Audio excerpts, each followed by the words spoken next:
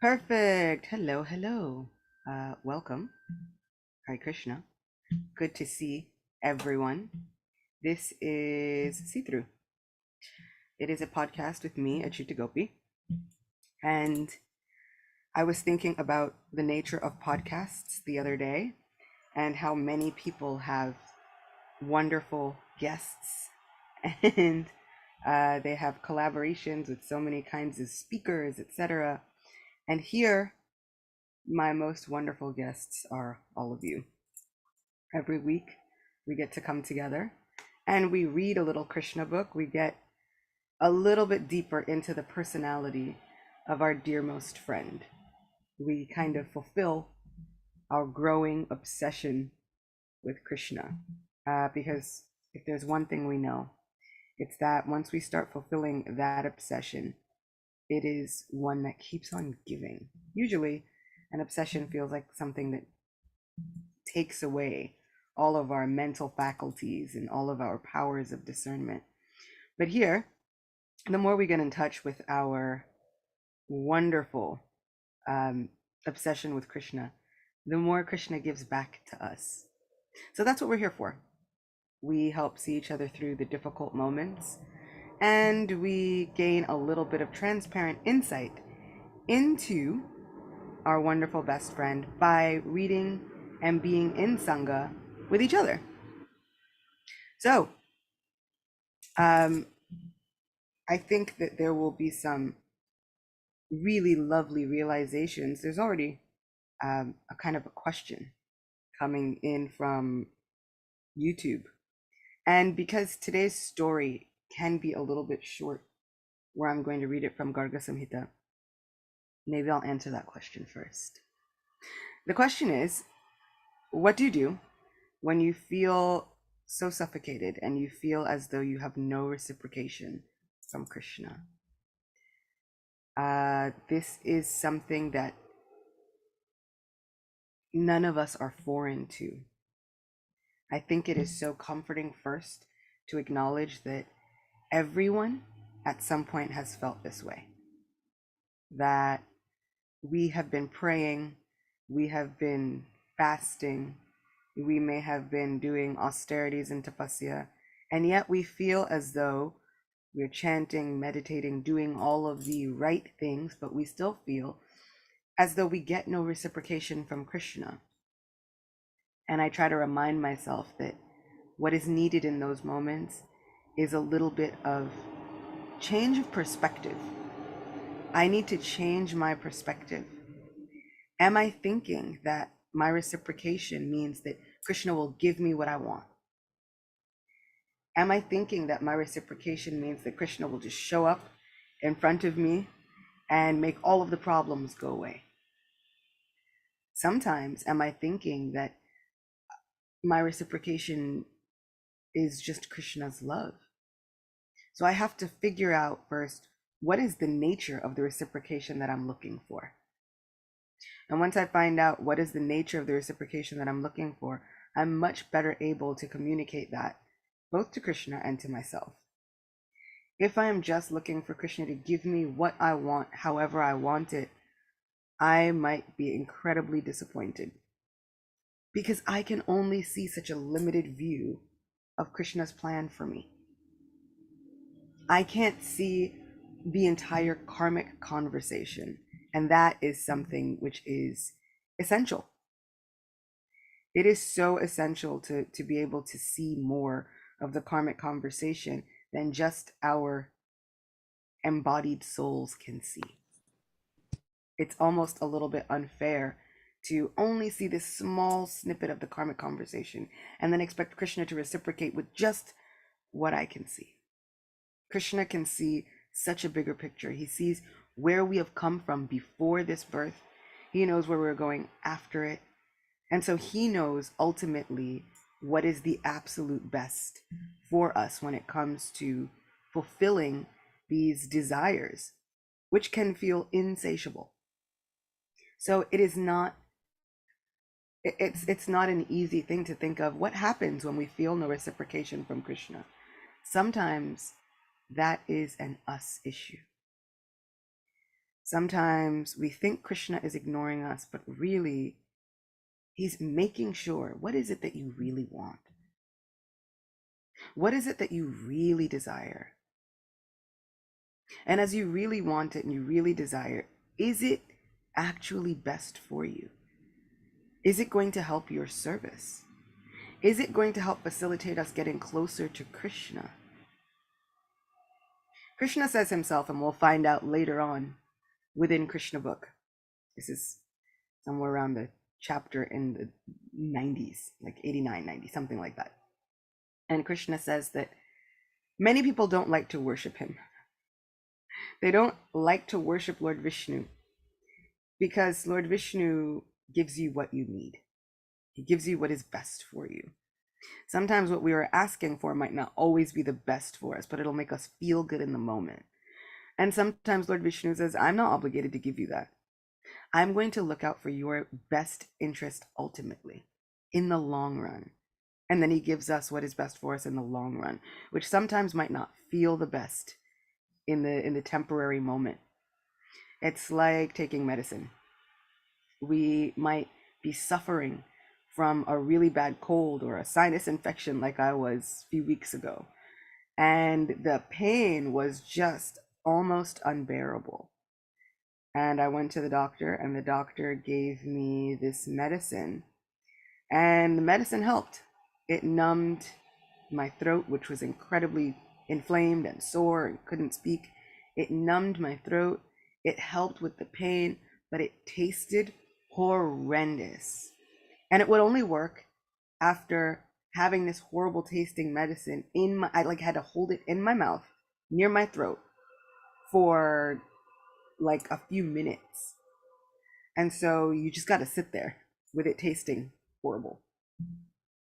And but I to this day, I didn't turn around and say, why did that doctor hate me so much that he had to give me this horrible tasting medicine as some sort of relief for my sinus infection?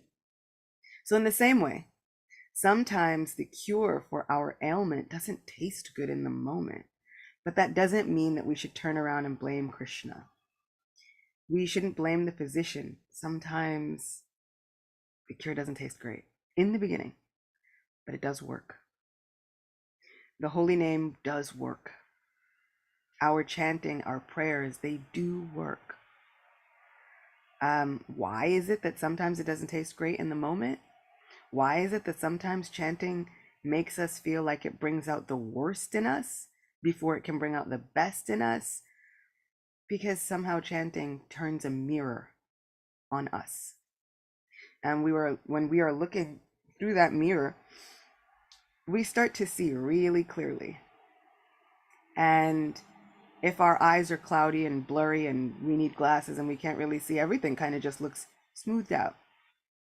But we can see, standard definition television was not the same.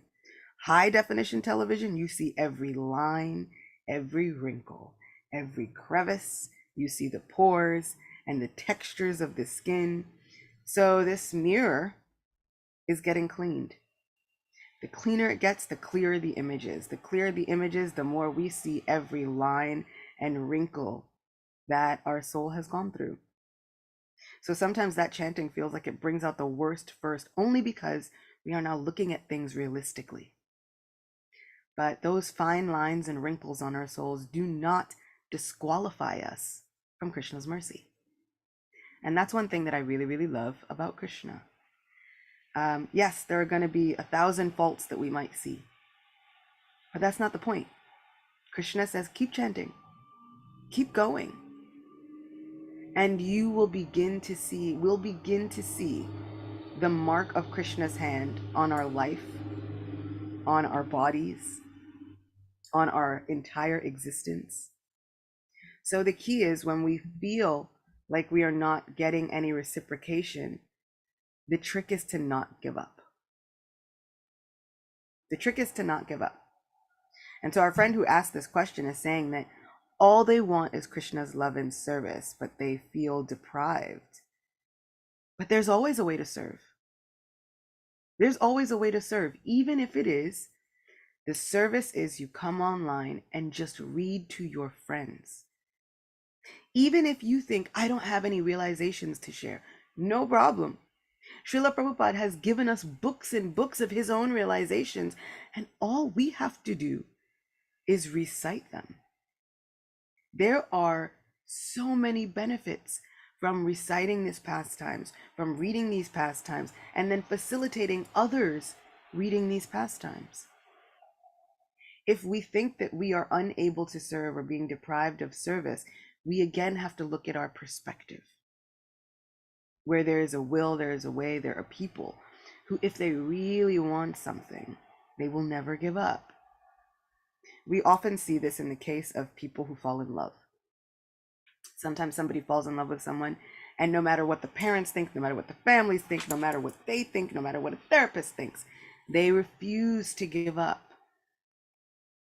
We see people do that for each other in these earthly relationships. Can we do it for Krishna? Because ultimately Krishna deserves it. Can we do the same for our best friend that we're always asking for help from? Can we be that determined and that stubbornly in love with Krishna? So if we think we're being deprived of service, then we can look at the ways where we have not been allowing ourselves to serve. Where have I been holding myself back, thinking, oh no, I can't do this or this or this? But you can always read to your friends. Even if you have no friends, you can read to the four directions. I guarantee you, there are moving and non-moving living entities who are always listening. You can read to trees. They are alive and they have souls within them. That is a service. There was a Prabhupada devotee who used to go and speak to an apple tree. Then they would pick the apple and then offer it to Krishna, but they would tell the tree what good fortune had come upon that tree that day. Oh, tree, do you know? Your life is about to be made perfect. Your fruit will be offered to Krishna. Are we really believing what Krishna says when he says he is seated in the hearts of every living entity, even if they are non-moving? Science tells us that everything is made up of atoms, and Krishna says he is within every single one. Do we believe him? So then, our opportunities for service are unlimited. We can sing to anyone who will listen. We can chant. That is devotional service. Among the 9 processes of bhakti or devotional service, remembrance is even one. Just remembering Krishna is devotional service. Do we actually believe it though? Do we put any stock in it? Or do we think, Krishna, it's only reciprocal if I can see it in front of my face? Well, then we will be sorely disappointed because I cannot see the oxygen surrounding me, but it is there within everything, holding me together. And I would only realize it if it was absent. This is Krishna's mercy. It is there holding us together within everything. Sometimes we start to learn that the most when we feel it is absent. Also, in terms of Krishna's reciprocation, he likes people to be a little bit obsessed with him. He really, really likes it. He's very, very dramatic. This should have been a disclaimer. I should have warned you at the beginning of this whole series, 32 episodes and half a year ago, a whole year ago actually, started in January of last year. So I should have warned you all a year ago that this was going to be a problem. Our Krishna is quite dramatic and he likes people to be dramatic about him. And so he even says, sometimes I do not reciprocate right away with my devotees. Why? Because when I withhold my reciprocation, they become like a poor person who has gotten some funds, some abundance, and then lost it. And then that person cannot think of anything else but the abundance that they had, but then lost. That's an obsession. Krishna likes for people to be obsessed with him. He wants us to be like a person who has come in contact with the greatest, most amazing desire in their lives, and then somehow, oh wait, but it's slipping away, and so then that person cannot think of anything else ever. It's a little dramatic, but that's Krishna. And I don't know what to tell you, but you all already signed up for it, so now he's going to do things like this in our lives. So we shouldn't feel like we are alone. Krishna's doing it to everyone. But for the people that he really cares about, sometimes he withholds that reciprocation for just a little while, just to heighten our obsession, uncomfortable as it may be. And so I think that that's important also to realize that even if we feel deprived or if we feel alone, it is not for forever. Nothing is for forever, except our devotional service. But the suffering is not for forever. The feelings of being deprived are not for forever. Krishna absolutely will reciprocate. It depends on if we can allow ourselves to get really obsessed with him. He kind of likes to demand this overwhelming, intense feeling of devoted love. Now we hear about devotion and devotional service and all of these things, but what does that really mean to be devoted? It's almost like an infatuation. I devote myself to you, giving almost every moment. And how can we give every moment? We have day jobs, we have all kinds of responsibilities, I have things going on in my life. But let's remember that just remembrance is enough. Srila Prabhupada and all of our teachers and acharyas do not say that you have to perfect all 9 processes of devotional service in order to gain the heart of Krishna. They say even if you perfect just one, maybe your favorite. So everything that we do, from chanting to pujas and artis and ceremonies, and all of these things are to facilitate us becoming more and more infatuated with Krishna. So all of the rules and regulations are to help our minds, which cannot even begin to focus on even one of the 9 processes of bhakti. But with that practice, we start to reintegrate our minds. We start to reprogram them from always thinking like, oh God, why have you done this to me? To, oh my goodness, my God, look what you've done with me. Look what you've done to my life. These are blessings, sometimes blessings in disguise. I feel like I've been doing pujari service in separation for like 3 years now. And I think it might be a little over 3 years, but it's just about 3 years now that I have not been on the altar to see my Radha Govinda. And there are many days when I'm angry. Why? Why would you do this to me? But if Krishna had not played chess with my life and used me as a chess piece, maybe I wouldn't have the time or the wherewithal to be here speaking with all of you. There'd be so many other responsibilities, so many other things on the calendar, so many other things to do, and I would be too busy. I would not have been showing my love for Krishna quite this way. So as much as it pains my own heart, I realize that that's a selfish desire. It's because that is what makes me happy. Getting to see Radha Govinda up close and personal is what makes me happy. But what did I sign up for? I agreed to do what would make Krishna happy. And so Krishna has decreed, go talk to me. Go talk about me to our friends. Go tell them. So here I am.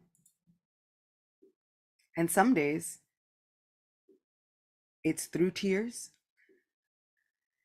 but I am so grateful to still have the opportunity to serve. I'm so grateful that Krishna keeps throwing opportunity after opportunity my way. I'm so grateful that as much as I'm trying to become infatuated with Krishna, Krishna has been supremely stalking me through lifetimes. Every time I resolve to try and forget him and ignore him, he pops back up. You will not forget me. I will insert myself in your life. And I will insert myself in your life with a longing. Friends, that is the most fortunate thing we can have. If you've ever felt like I'm longing for Krishna's reciprocation and his love, that is the most fortunate thing we could ever have. It means we're getting better. It means we're evolving. Because so many times people don't have that longing. They'll go through their entire lives without that longing. That longing is actually reciprocation. That is what my Guru Maharaj told me. He once was asked the same question. He said, sometimes that lack of reciprocation that we feel creates a burning longing in the heart. He said, cherish that. Cherish those moments where you are longing for Krishna's mercy, because that is actually a blessing. The longing that you have for Krishna's mercy is actually Krishna's reciprocation. He is communicating with us. Because the only way to get that mercy is to be in dire need of it. So the more that we are longing for Krishna's reciprocation, the more eligible we become for Krishna's reciprocation. It might seem a little bit like infatuation, but there's a method to my Lord's madness. It's amazing. There's a method to it. Who knew? He creates this longing in the heart of the devotee because he knows that that longing is the only way to gain access to his mercy. That longing is the key to purchasing the Lord of our hearts completely. That longing makes Krishna reciprocate with us in kind, even more so, which means as much as we are longing for him, Krishna will long for us more. So if we are not longing for Krishna, if we are not longing for his reciprocation, then conversely, we're telling Krishna, okay, you stay where you are, and I'll stay where I am, and we'll keep our distance. What an existence. And crazy thing, we've been living that existence for lifetimes, but now we're getting better. That longing is a good sign. It is good fortune. That longing means we're getting better. That longing means Krishna is not far behind. He's coming. So cherish those moments. Cherish those moments when we think, oh, Krishna, I need to see you. It means Krishna is taking steps closer, huge steps closer. It's all that he's been waiting for from us. It's that green light. You ever play those games when you're a kid, red light, green light, and Mother May I, and all those games where there's one person at the front and everybody's just trying to rush and not get caught, trying to catch up to that one person in the front. This is us with Krishna. And sometimes Krishna is rushing, trying to get closer to us. And we are the ones turning around saying, caught you. Now, many lifetimes ago, I said, you keep your distance. Do you remember your promise? What a heart-wrenching promise to exact from our friend. Krishna misses us more than we can ever imagine. And that longing for his reciprocation is sometimes how he shows us just how much he misses us. So I hope that that answered the question, which was really fun for the first half of this episode. Really, really cool. So thank you so much for that question, and thank you so much for being so candid and heartfelt. It's not easy to speak about these things and admit these things that we are going through.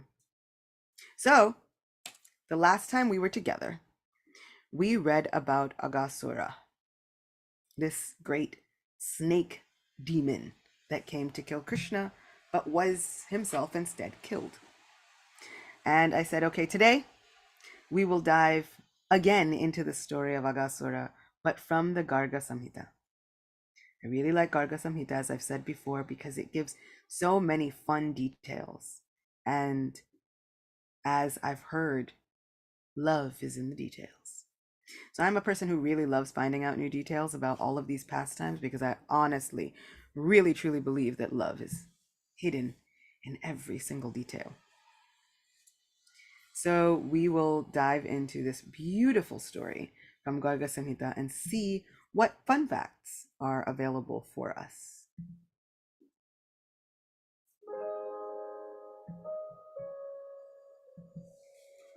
So this is chapter 6 of Garga Samhita. And this is chapter 6 within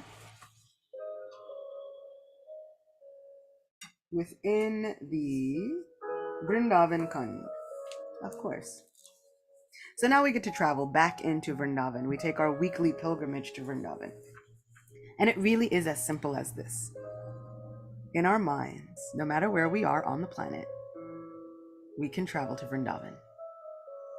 So let's all join together. You can hold hands if you like, if that's your thing.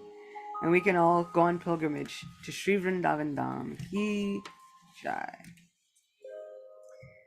So Sri Narada said, once, as Krishna was herding the calves along with the other boys near the beautiful Jamuna, and thus enjoying the pastimes of childhood, a great demon named Aghasura stayed there. His body was 2 miles long, and his mouth was wide open. From afar, the boys saw the demon, his body like a great mountain. Approaching and clapping their hands, they entered his mouth, along with the calves. To protect them, Krishna entered the mouth along with the boys. When the demon, in the form of a snake, had swallowed the boys and calves, the demigods cried out, "Alas!" and the demons became happy. Krishna then expanded his universal form inside Aghasura's stomach. Its movements stopped. The demon's life breath broke through his skull and left. Then Krishna and the boys and calves left his mouth, O king of Mithila. So Narada is having a discussion with the king of the kingdom of Mithila. With a glance, Krishna brought the boys and calves back to life. Then a light that was like a lightning flash left the demon's body and entered Krishna, who was dark as a monsoon cloud. The demigod showered flowers. After hearing the sage's words, the king of Mithila said, who was this demon in his previous birth that he was able to enter Lord Krishna? Simply by hating him, this demon quickly attained the Lord? Let's talk about that for reciprocation. What do we do when we feel as though the people who hate Krishna are getting more reciprocation than the devotees? Let's find out what this Aghasura did. Sri Narada said, O king, he was Shankachuda's son, and his name was Agha. He was young, strong, and very handsome. He was like another Kamadev. When he saw the disfigured sage Ashtavakra walking by the Malaya hills, Agha laughed and said, who is this ugly person? The sage cursed the demon Agha, saying, O wicked-hearted one, you will become a snake you will be the ugliest snake in the circle of the earth. So don't laugh at sages. Moral of the story, we don't laugh at sages. Seeing that the demon, his pride and arrogance now gone, had fallen at his feet, the sage became pleased with him and gave him a benediction. So the curses in our life, the obstacles in our life, can also become benedictions. If someone would have said to me, okay, you've been a pujari for however long and now you won't be one, I'd say that's a curse. But the benediction is, I get to speak about Krishna anytime I desire, and anytime I have time, I get to speak about Krishna. Krishna says in Bhagavad Gita, he says himself, for one who preaches this message and tells others about it, there is no one more dear to me. How could I possibly think that I'm not dear to my Lord? In fact, the more I dive into this service, the more Krishna says there is no one more dear to me than you. Amazing. So this Aghasura was cursed, but now this sage, having such compassion on him, is giving him a blessing. Sri Ashtavakra said,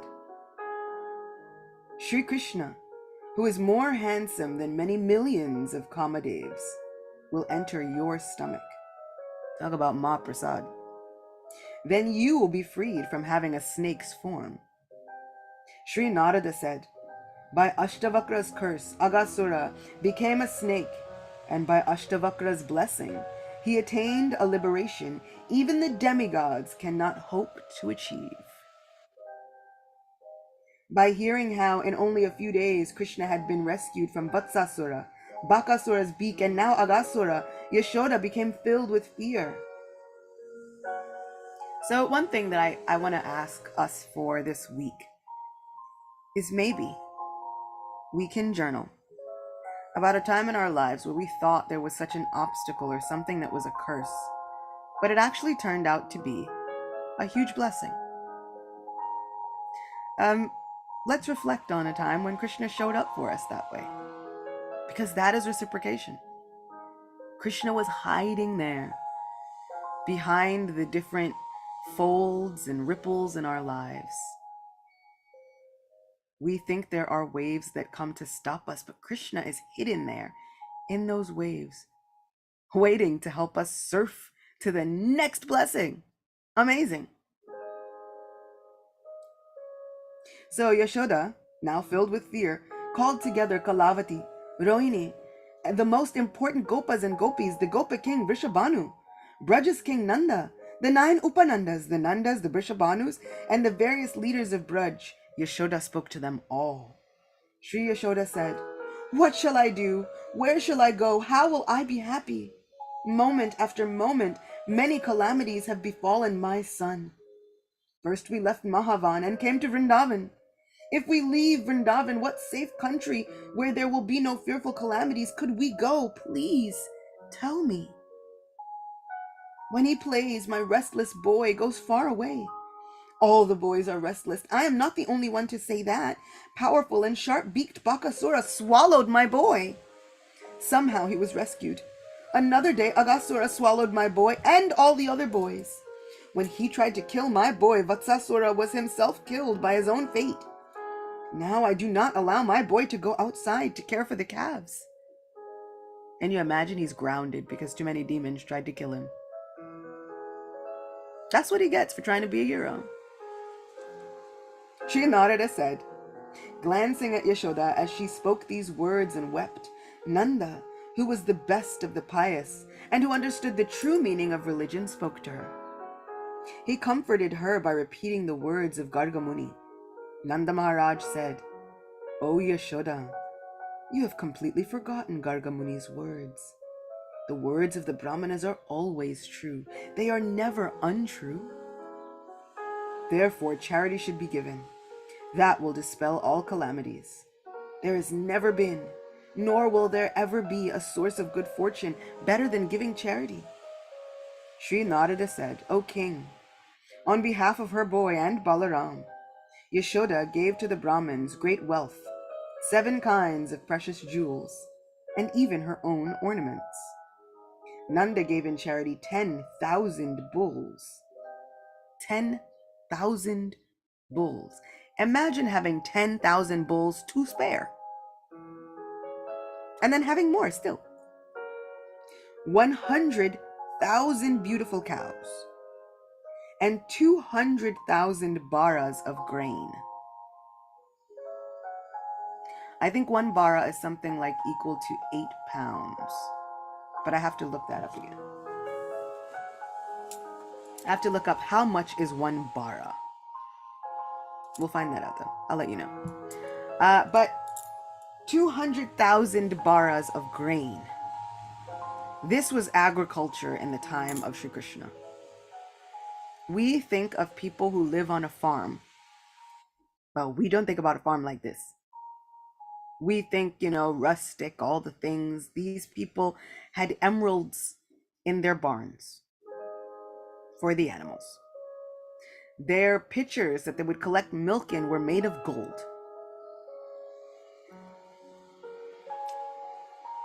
And not only were they made of gold, but they had so many of them that as Krishna would play pranks on the gopis later on, sometimes he would tell them, "Oh, gopis, I am just a boatman." Which is an exciting story for another day. I'll tell it. He says, "Oh, gopis, I'm just a boatman. And I'm rowing you across this river, but my boat is rickety. My boat will not be able to hold everything. There's a storm coming and my boat can't take it. I told you. The boat will not hold all of you. Better that you throw those pots overboard." Golden pots overboard into Manasi Ganga. If any of you have been to Govardhan, you may have seen Manasi Ganga. It is right near the temple of Haridev. I've seen this Manasi Ganga. Beautiful. What was more amazing was going to Manasi Ganga with my friends and being able to tell boat stories at Manasi Ganga. I am telling you, for all of us here who have been following this Govinda prayer ministry that I'm trying to set up, I am already planning it. We have to do a Vrindavan Yatra, all of us together, whoever can make it, and we will tell boat stories at Manasi Ganga. We will go and take darshan of beautiful Haridev. He's adorable, really sweet deity. We will all gather together and we'll just go and relive these pastimes that we've been reading about for over a year. So please, please, please keep the interest. Let's all save up and hopefully we will find the best time to make it happen sooner rather than later. So everybody, please, please save up. Let me know. Let me know how much interest there is, because there could be nothing better than being able to go and spend time with all of you in Vrindavan. We've been cultivating this relationship with each other for a long time. I feel like it's long overdue. Some of you I haven't gotten to see in person, so I really want to. And what better place to do it than in Sri Vrindavan Dham? Exploring all of these beautiful pastime places together after having heard about them and then hearing about them again where they happen. I tell you, it is a magic like none other. Being able to go and look at Govardhan and speak these pastimes of Govardhan Puja is a magic unlike any I have ever experienced. It convinces me every day that Krishna is real. These are the places where he placed his lotus feet. This Govardhan he placed his hands, his body on it. He would play on Govardhan every day. We have the opportunity to go together and see him. So we will have a Finding Krishna Yatra, where we will go to all of these places and just try and find the glimpses of our best friend. I'm already excited about it. I actually really have been planning.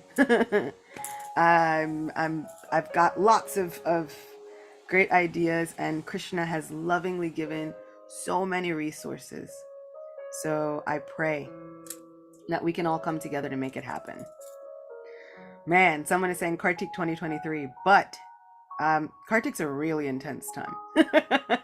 Kartik is super intense. It's like good luck getting to see anything because everybody, it's like all the three worlds converge upon Sri Vrindavan Dham for Kartik.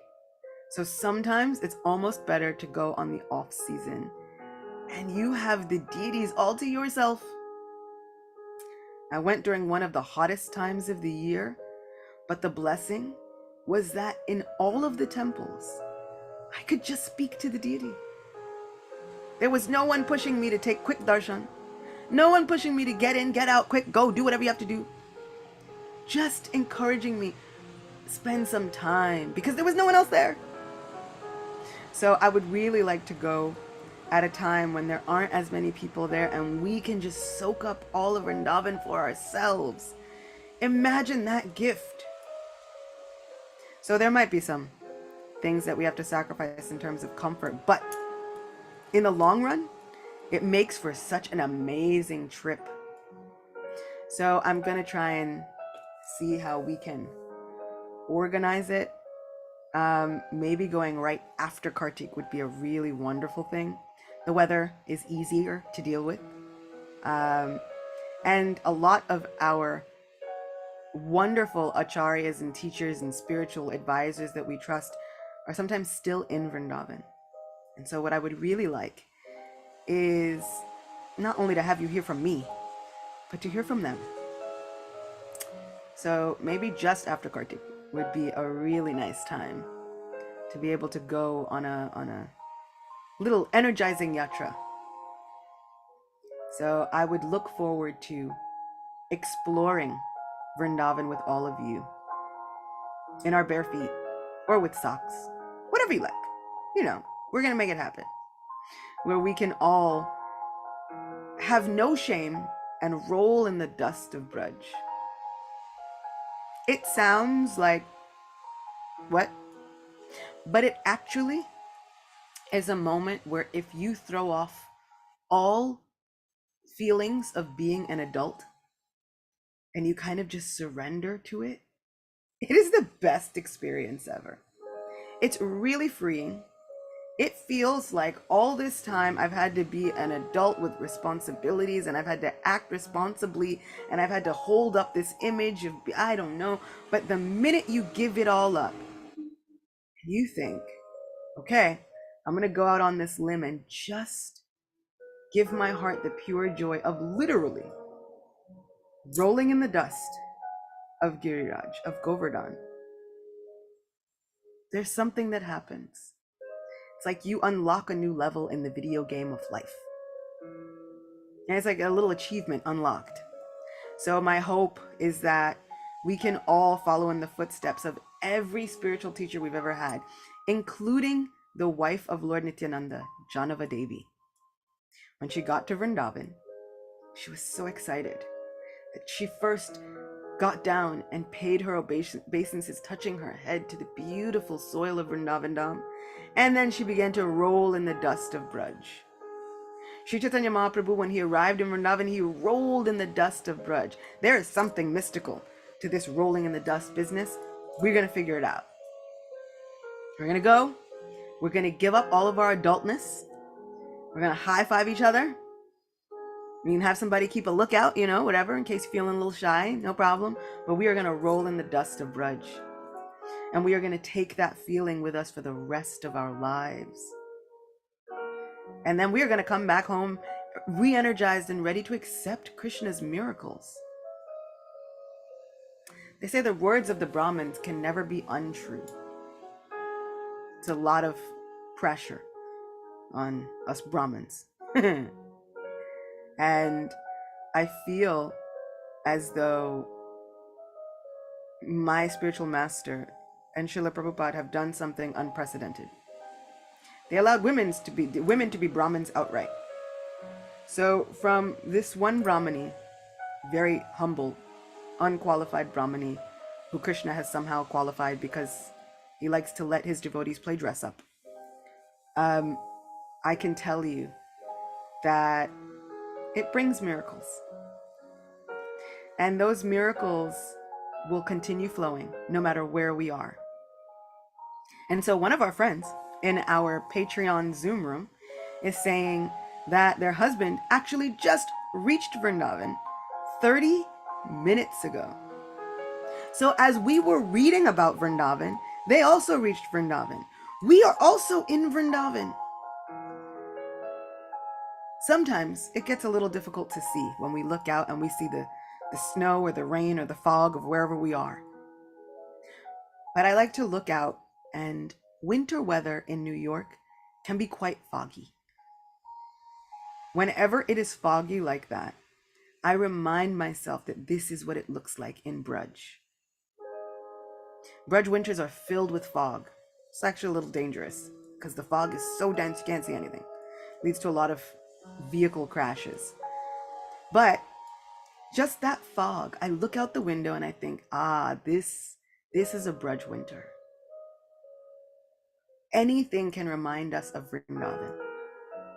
Anything at all. And we can take that opportunity to let anything remind us of Vrindavan. And so I'm looking forward to the time when we can all go together and experience Vrindavan and come back maybe slightly traumatized by the experience. And by traumatized, I mean lovingly. So every time I go to India, I come back, and for a week or two, I have to remind myself that what I see out of the corner of my eye is a squirrel and not a monkey. It's a little traumatizing. Every so often when I come back, I will find myself, I'll be walking and I'll stop in the middle of the road. Wait. Oh wait, that's not a monkey, that's a dog. It's fine, I'm fine, everything's fine. So I hope that we can all be lovingly traumatized together. When we come back, it takes us a little while to reintegrate to wherever we come from. And remind ourselves that those are squirrels, not monkeys. It's fine. But it'll be an adventure. And I'm so eager to go on this adventure with all of you. I'm really hoping and praying that it manifests the way that I need it to manifest. Because what I have in mind is going to be just wonderful. Just a beautiful time to spend with each other. We'll journal together. We will have realizations together. We will figure out how those realizations lead us to Krishna together. And then we will go out on excursions and try and find Krishna. And also eat some really, really good food. Oh my goodness, it'll be great. So that's what's keeping me going this Monday. This story of Aghasura, the fact that curses can always become blessings. The fact that Krishna will never forget to send miracles and blessings into our lives. And even the fact that even when it seems as though he's withholding himself, it is only so that we become so intensely longing for him that he has no other option but to give us himself completely and fully. That's our best friend. So I want to thank all of you friends for being with us, no matter what you're doing. Some of us are driving, some of us are caring, some of us are sitting and being chill. I love it. And you all have joined from all over the world. I am so grateful. I'm so thankful. Thank you. So I hope to see you all next week. Next week, see-through won't be on Monday. It might be on Tuesday. But the Tuesday is also Ekadashi for me. And I will be severely jet lagged. So it won't be on Monday because I have to go to Belgium. And you all can watch it online. Please watch it online, live. It's coming. We've been awaiting the return of this festival since 2020. And now the time is finally here. So if you have not looked up Radha Desh Mellows, just Google it. Everybody's favorite kirtan has come from Radha Desh Mellows. I'm looking forward to another year where we all get together, and it's a little bit selfish for me because that's my recharge. But it won't be on Monday because I will be in the midst of travel. But Tuesday, hopefully, I will be back. Jet lagged. I may or may not have a voice, but we'll be here. We'll see how it goes. We will see how it goes. I will lovingly whisper to all of you the pastimes of our dear most friend with anything I got. So if there's any voice left to be had, I'll share it with all of you. I am so excited. But I'm even more excited for the next week. The next week has so much coming up. We have Varahadev coming up. So that Ekadashi might be incredibly special. We might have to take a little detour from the Krishna book and speak about what Varahadev has to do with Braj Mandal. I just realized that I have the information, and so now all roads lead back to Vrindavan. So we'll talk about what Varahadev has to do with Braj Mandal, and we will read from a very special book, and we will get into it.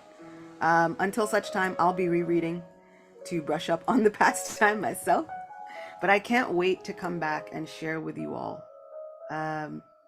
It's going to be exciting. I'll come back with all kinds of realizations, hopefully.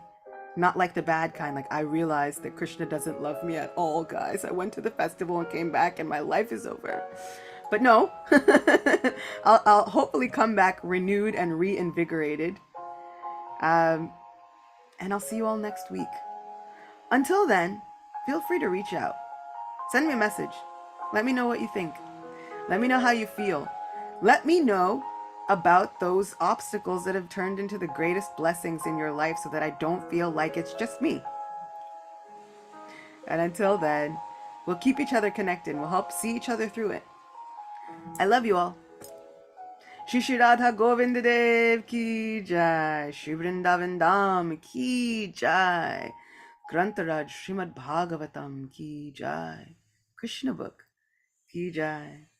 Srila Prabhupada ki jai. Ananta Koti Vaishnava Vrinda ki jai. All glories to every single one of you. You all are the actual rock stars.